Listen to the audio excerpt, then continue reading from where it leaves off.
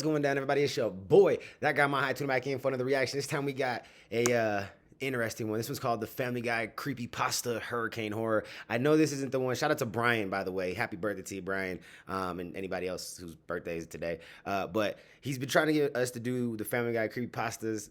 After looking them up, they're pretty crazy. So I don't know if we'll be able to do these anymore after this, you know what I'm saying? We got to worry about them YouTube strikes and stuff, you know what I'm saying? But we're going to test it out and see how this goes. This was called, like I said, the Hurricane Horror Family Guy Creepypasta by Mr. Gruesome, I think, and hope that this is the channel he was talking about.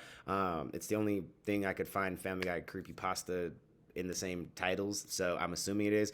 I know this isn't the one that he was originally wanting me to do. It was one that was like 29 minutes. I could not find it, bruh. I was searching high and low, couldn't find it. So I found this one, and I felt like this was like a happy medium because, like I said, after seeing some of the thumbnails and everything, and I don't know how well this is gonna go over on, you know, the advertisement level of things. So yeah, we'll test this out and see how it goes. Before we jump into this, man, let's give a big shout out to all the members of the channel real quick. We got Neek Bones, Dwayne Allen, Nick Fisher, Dave Jones, Hollaboy, Happy Chick, Wild Turkey, Jamal, Netcoast, Lynn Willow, Kara, Epics, Misty, Ryan, Sam, Keith, Manly, Funny Farm, Hologirl, Taylor, Diesel, Creative Insane, Nicole, Aaron, Mama Dukes, Robin Lynn, Amy Jane Doe, Liz, Nugget, My Hood Life, and Gary Willis.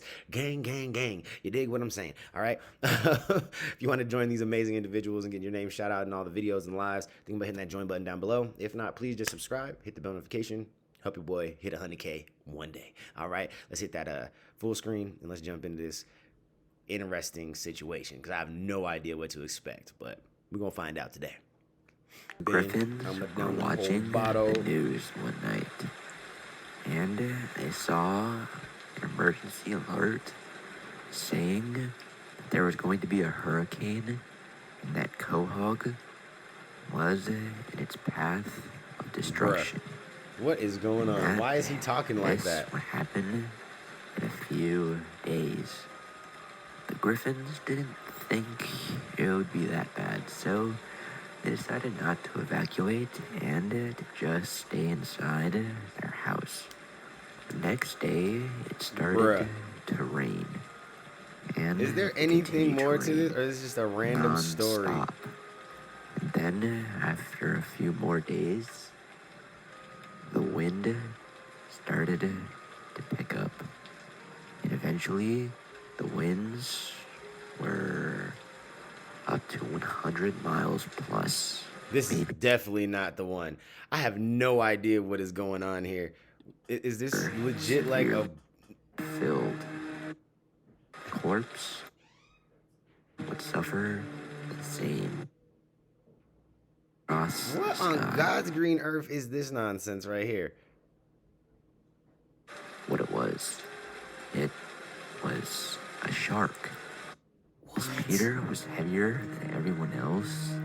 The wind didn't affect him as much, so he stayed. Okay, I was just trying to see, like, does it get better? They decided not to evacuate, and here, I'm gonna scoot back where we were. We'll listen to this. We'll see what is going on. But I'm not sure what this is.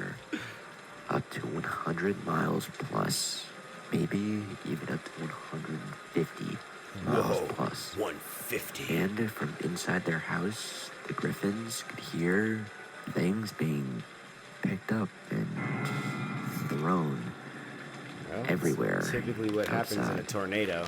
They thought as long as they just stayed inside, they could wait it out and nothing would happen.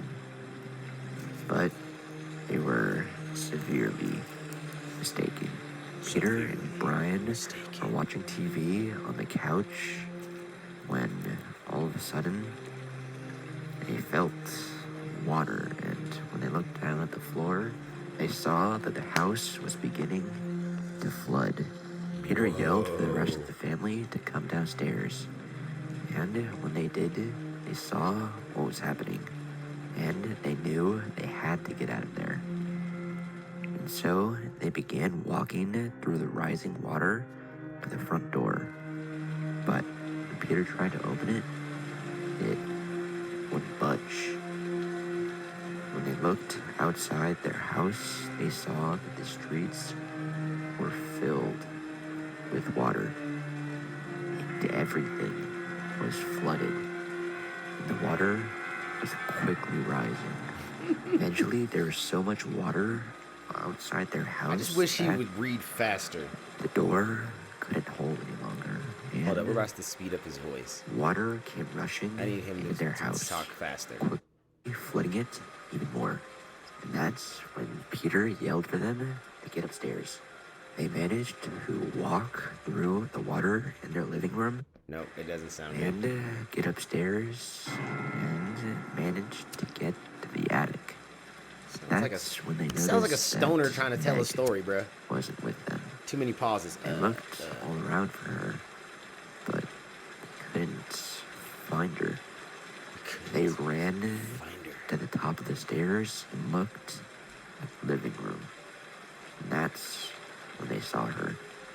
Meg had tried to go with them, but her leg was stuck, Oh no. and the water covered her entire body. And she drowned. The whole family was beginning to cry when they saw Meg's corpse, but they didn't have time to, since the water outside was still rushing in, and it was floating so high that it started to reach the top of the stairs. Dang. So even though the Griffins didn't want to, they headed back to the attic. It's like he's like legit just trying to like tell a real story, but just replace the characters or like the people's names with the characters from Family Guy. You know what I'm saying? Like this like something like this is like legitimately kind of happened in real life. You know, Hurricane Katrina. We know how tragic and just horrific that situation was for a lot of people. So much devastation and everything. And there's plenty other hurricanes, but that's just the one that just popped in my head because it was one of the ones I remember like just really vividly. I wasn't there, but it definitely was like my life altered because of that situation, right? Like a lot of people who were in Louisiana at that time, there was a lot of people who came to our school. So like I remember being in high school and there was a huge influx of kids, that came from Louisiana and shit. And it was just it was interesting, to see a different culture, or not even different culture, but like just to have so many different kids come to like abruptly into a new world, because that's what made it, I think, hard transition was like they weren't ready for it, they weren't prepared for it, we weren't ready for it, we weren't prepared for it. So there was like a weird like moment of like tension where it was like, everybody had to like learn to get along again. You know what I'm saying? Because we had all these new students and shit. It was like a first day all over. That the water would rise up to them quickly. So Peter and Brian broke a hole through the top of the attic and onto the roof, and the Griffins climbed onto the roof. As they were climbing, Chris slipped and was beginning to fall off. Lois saw this and tried to catch him, but she fell as well. This resulted in the two of them landing in the water. And after struggling a They're gonna bit, get eaten by alligators. the two of Sharks. them were swept out into the flooding water even more.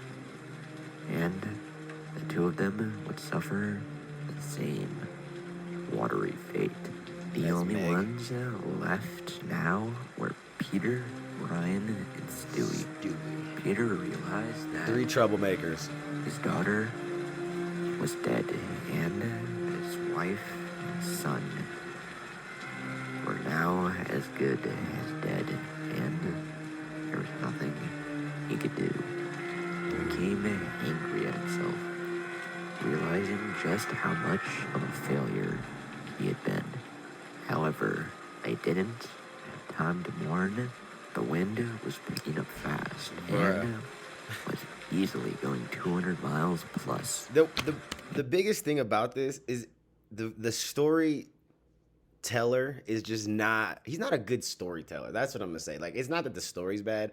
I'm having a hard time just following the very like, you could tell it's like a very forced and like purposeful, like trying to be creepy, but I'm gonna read really slow to try to make my point sound even crazier. But what happens when you read like this forever, it makes the story hard to follow. You know what I'm saying? Since they were on a roof, it wasn't going to be good. Since Stewie was lighter, the wind had picked up so much that Stewie had been picked up And was swept being away. Why didn't the dog get flown picked up? They're about the same across size. the sky. Where's Eventually, Brian the at? wind threw Stewie into one of the neighbors' houses, and he was slammed against the side of the house. And the impact of this snapped his neck, and Stewie's lifeless body fell into the water. It's just like one Peter horrific had story watched or moment after another. his second son and final child just die. And Brian watched his best friend die. The two of them couldn't Sat there and do anything cried. about it. And now they realized that in order to get through this, they couldn't mourn and could only focus on staying alive. As the water was rising, Brian looked into the water and saw something moving, and he quickly realized what it a was. shark. It was a shark. Told you. How? He Because thought, it was a hurricane. how could a shark possibly be swimming, It got road. swept in with the water. even if it was flooded? While he was thinking this, the wind knocked Brian off the roof, and he fell into the water, right Where he got next to the shark. eaten. Then the shark swam towards Brian and proceeded to eat him alive. Oh, Peter of course he was still lost alive. his final family member. He lost his best friend. He lost his whole family. He lost He was all everything. alone now. all alone. Since Peter was heavier than everyone else, the wind didn't affect him as much. So He stayed he planted. stayed on top of the roof The heft saved his life. until he was rescued That's messed up. by the Coast Guard. But Peter would have rather died than be left alive, knowing that he had failed his family Oh and no. he had watched all of them die. That was interesting. Shout out to Brian, man. I hope that this was the channel. If not, just hit me up. We'll figure it out. Maybe we'll check it out. The other one you want on live. These weren't as bad as far as the visuals, so no issues with advertisement, and all the bullshit with that. But yeah, that was definitely interesting. I definitely got to say I don't like his voice and how he read, but aside from that, not that bad. Interesting story, man. Y'all let me know what you thought about that down in the comments below. And if you like that style of storytelling, and yeah, let me know what you think. I'll catch y'all later. Peace.